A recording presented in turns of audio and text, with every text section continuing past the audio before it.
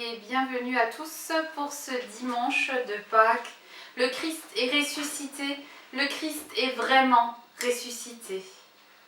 Vendredi, nous avons entendu le récit de la passion de Jésus, son arrestation, la lâcheté des disciples qui se sont tous enfuis à ce moment-là. Le procès, la condamnation à mort, la crucifixion, son abandon. Et pourtant, quelques personnes n'avaient pas fui. Elles ne faisaient pas vraiment partie du groupe des apôtres.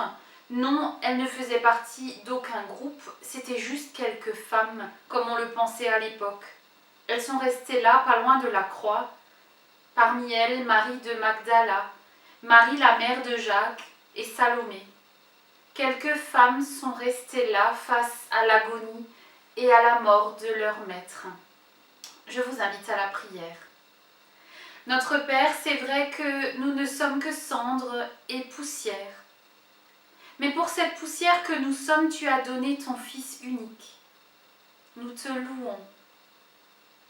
C'est vrai, nous sommes aussi éphémères qu'une fleur des champs, mais ta bienveillance pour nous dure d'éternité en éternité. Nous te rendons grâce. C'est vrai, tu as créé l'homme à partir de la poussière du sol, mais tu lui as donné ton souffle pour vivre, pour aimer et pour te louer. Nous te bénissons. C'est vrai, nous hésitons dans notre marche vers toi, mais c'est toi qui nous rejoins et qui fais route avec nous. Nous te louons. Rappelle-nous jour après jour que tu nous as créés, que tu as créé ce monde pour notre bonheur et que tu nous donnes la vie, que cette confiance nourrisse notre louange. Amen. Le texte qui nous est proposé pour ce dimanche de Pâques, c'est le texte de l'Évangile, dans l'Évangile selon Marc au chapitre 16. Lorsque le sabbat fut passé, Marie de Magdala, Marie mère de Jacques et Salomé achetèrent des aromates pour aller embaumer Jésus. Très tôt le dimanche matin, au lever du soleil, elles se rendirent au tombeau. Elles se disaient entre elles, « Qui nous roulera la pierre à l'entrée du tombeau ?» Levant les yeux, elles virent que la pierre, qui était très grande, avait déjà été roulée de côté. Entrées dans le tombeau, elles virent là un jeune homme, assis à droite, vêtu d'une robe blanche, et elles furent effrayées. Il leur dit, « N'ayez pas peur, vous cherchez Jésus de Nazareth, le crucifié. Il est ressuscité, il n'est pas ici. Voyez le lieu où on l'avait mis. Mais allez dire à ses disciples et à Pierre qu'il vous précède en Galilée. C'est là que vous le verrez, comme il vous l'a dit. » Elles sortirent alors et s'enfuirent du tombeau, car elles étaient toutes tremblantes et bouleversées, et elles ne dirent rien à personne, parce qu'elles avaient peur. Vérité est ta parole, Seigneur. Amen. Dimanche matin, les femmes se rendent au tombeau. Il ne leur reste finalement pas grand-chose d'autre à faire. Jésus, leur bien-aimé, est mort. La mort est là, elle est lourde, elle est pesante. Et ces femmes n'ont finalement plus rien d'autre à faire que de s'accrocher à ces petits rites du quotidien. Les aromates, la tradition, le quotidien de la vie. Dire une dernière fois leur amour, avec de pauvres gestes, mais des gestes d'amour. Offrir à Jésus un dernier adieu, que pouvait-elle faire d'autre si ce n'est aller à ce cimetière pour faire ça? C'était un dimanche matin, le soleil s'était à peine levé. Jusque-là, elles avaient été tellement fortes et courageuses, ces femmes. Fidèles, présentes jusqu'au bout, jusque dans la mort. Mais à présent, le chagrin est trop lourd à porter. Qui va nous rouler la pierre, se demande-t-elle. Quand on a tenu jusqu'au bout, parce qu'on n'avait pas le choix, parce qu'il le fallait bien, arrive un moment où on n'en peut plus, un moment où les forces nous lâchent. Qui va nous rouler la pierre, se demande-t-elle. Et aujourd'hui, qui roulera la pierre de tous ceux qui ont perdu un être cher, pendant ces temps difficiles tout particulièrement? Qui roulera la pierre de la solitude? Qui roulera la peur du lendemain? Dans le cœur de ces femmes, comme dans le cœur de tant d'humains dans le monde, il fait nuit. La peur est là, le sentiment qu'il n'y a plus rien à faire, plus rien à espérer. Je crois que c'est la première fois que ce texte de la résurrection m'est apparu sous cet angle-là. On y voit la vie, elle est là. On y voit la résurrection, elle est là. Mais avant cela, il y a le vide et il y a la peur.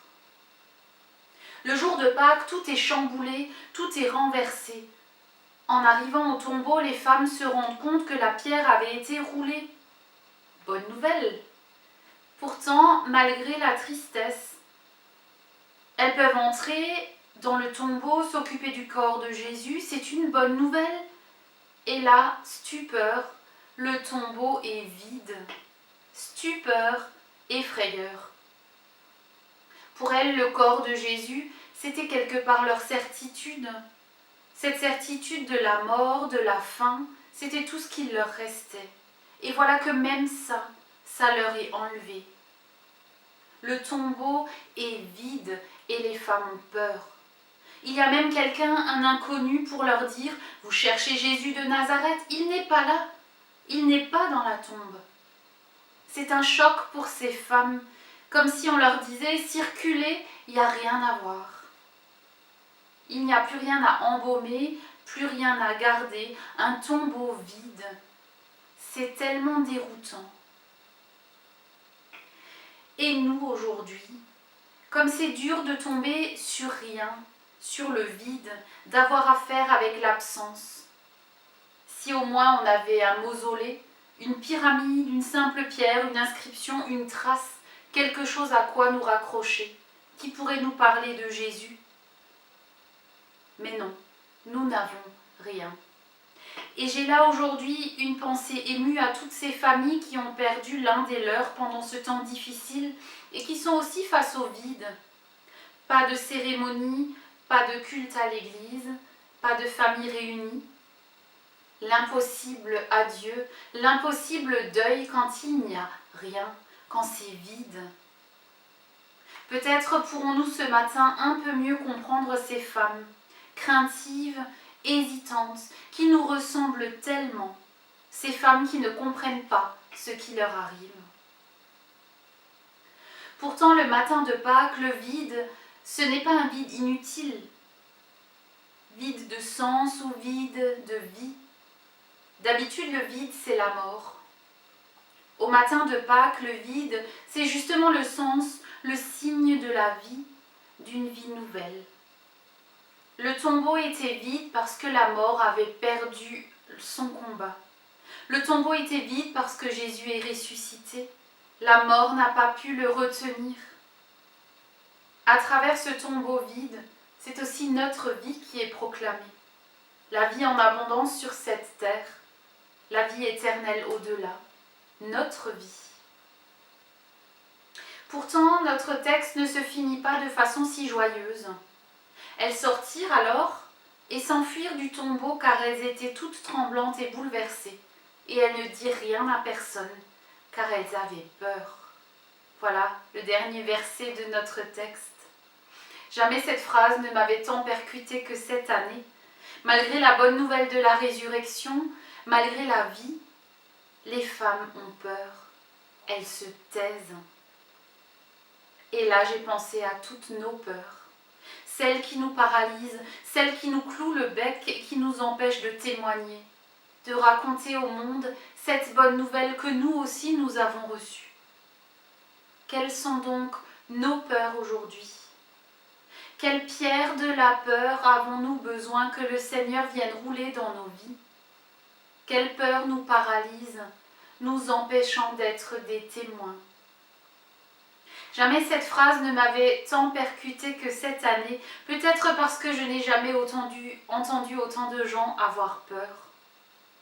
Les femmes aussi avaient peur, parce qu'elles ne comprenaient pas. Elles avaient peur de ce qu'elles ne maîtrisaient pas. Et nous, de quoi avons-nous peur? Peur de la maladie, la nôtre, celle de nos proches. Peur de la mort, la nôtre, celle de nos proches. Peur de manquer, ce qui a fait que beaucoup d'entre nous se sont sentis obligés d'accumuler et d'accumuler. Pourtant, la parole de Dieu vient nous rassurer jusque dans nos peurs les plus profondes. Quand nous avons peur de la maladie, le Seigneur nous rappelle. Pourtant, en vérité, c'est de nos maladies qu'il s'est chargé, et ce sont nos souffrances qu'il a prises sur lui, alors que nous pensions que Dieu l'avait puni, frappé et humilié. Quand nous avons peur de la mort, Dieu nous rappelle « Je suis la résurrection et la vie », a dit Jésus. Celui qui place toute sa confiance en moi vivra, même s'il meurt. Et tout homme qui vit et croit en moi ne mourra jamais. Quand nous avons peur de manquer, le Seigneur nous rappelle « L'Éternel est mon berger, je ne manquerai de rien ». Quelles que soient ces peurs qui nous paralysent, qui nous empêchent d'avancer et de témoigner, nous pouvons les remettre au Seigneur. D'abord, parce qu'il nous reçoit avec nos peurs. L'ange ne s'est pas moqué de la peur des femmes. Il a essayé de les rassurer. Dieu ne se moque pas de nos peurs, il n'y est pas indifférent. Mais il veut nous en libérer pour que nous puissions aller de l'avant avec confiance. Les femmes avaient peur. Et pourtant, elles ne se sont pas tues finalement, puisque nous, aujourd'hui, nous sommes au bénéfice de leur témoignage.